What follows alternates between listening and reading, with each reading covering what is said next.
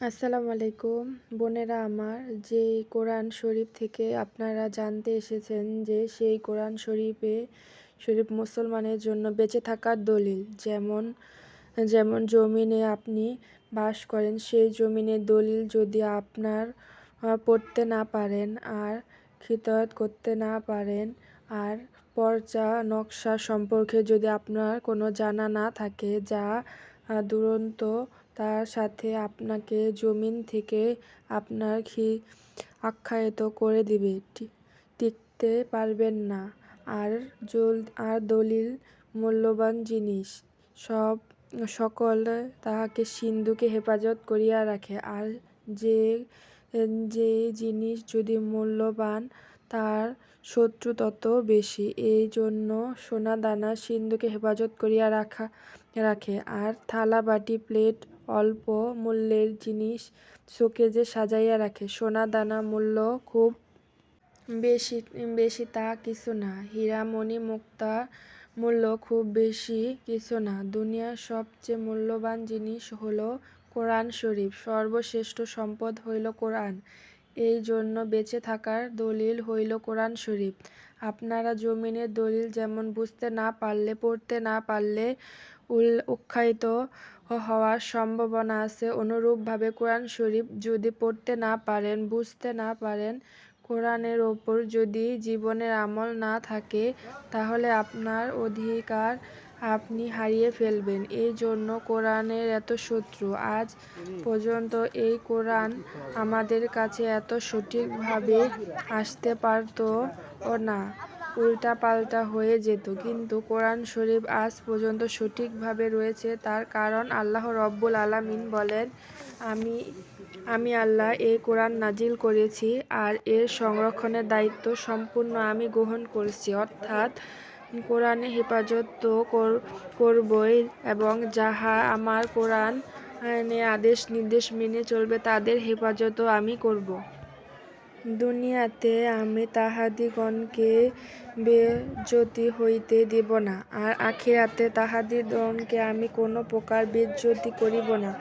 যাহা আমার কবুল, আর আমি রাসূলের হুকুম পুরোপুরি মানিয়া চলিবে, তাহার আমার ওলি।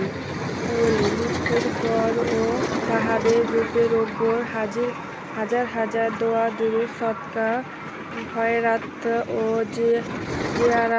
জিয়ারত পৌঁছাবে। কিন্তু যাহারা আমার ওলি নহে, তাহাদের লক্ষ লক্ষ বাদশা হইলেও তাহাদের এর জন্য মুমিনের দিল কাঁদিবে না। এই কোরআন শরীফ লোহার সিন্ধুকে আটকাইয়া রাখিলে চুরি হওয়ার সম্ভাবনা থাকত। ব্যাংকে লকারে রাখলে চুরি হওয়ার সম্ভাবনা থাকত। সুতরাং ব্যাংকে লকারে নয়, সিন্ধুকে নয়, ভিতরে নয়, এমন এক জায়গায় আল্লাহ রব্বুল আলামিন কোরআন শরীফ হেফাজত করে রেখেছেন। তামাম পৃথিবীর মানুষ যদি তালাশ করে দিনের শত্রুতা ও কোরআনের শত্রুতা যদি তালিশ করে, সেখান থেকেও নষ্ট করার কোনো শক্তি নেই। কোথায় রেখেছেন হেফাজত করে? সিনার ভেতরে। মেশিন দিয়ে মানুষের মগজের ছবি তোলা যায়, কলিজার ছবি তোলা যায়, হার্টের ভিতরে কি তা তো যায় না। হাড্ডির ভেতরে মজ্জ তোলা যায়, কিন্তু একজন হাফেজের টেবিলের ওপর শোয়া দিয়া চারিদিকে যদি এক্স-রে মেশিন দিয়া বারবার ফটো তোলা যায়, তাহলেও কোরআন শরীফের সুন্নাহ কোন জায়গায় রয়েছে তা কোনো দিনই ফোটাতে পারবে না। এমনই ভাবে আল্লাহ পাক কোরআন শরীফকে হেফাজত করেছেন। সুতরাং কোরআনকে বোঝা, কোরআনের ওপর আমল করা প্রতিটি মুসলমানের দায়িত্ব এবং কর্তব্য, কেননা ইহা বেঁচে থাকার দলিল। বোনেরা আমার, কোরআন শরীফ যে আল্লাহর বাণী, এর প্রথম প্রমাণ হইল কোনো বই একবার পড়লে আর পড়তে মনে চায় না। কিন্তু আমার আল্লাহর কোরআন শরীফ কিয়ামত পর্যন্ত পড়লেও কোনো দিন এর মজা কমবে না। দ্বিতীয় প্রমাণ হইল, পৃথিবীতে যত বড় সাহিত্যিক হোক না কেন, বইয়ের প্রথম লেখা লিখে থাকলে যে কোনো ভুল পাইলে ধরে দিবে, আগামীতে তাহা সংশোধন করে দিবে।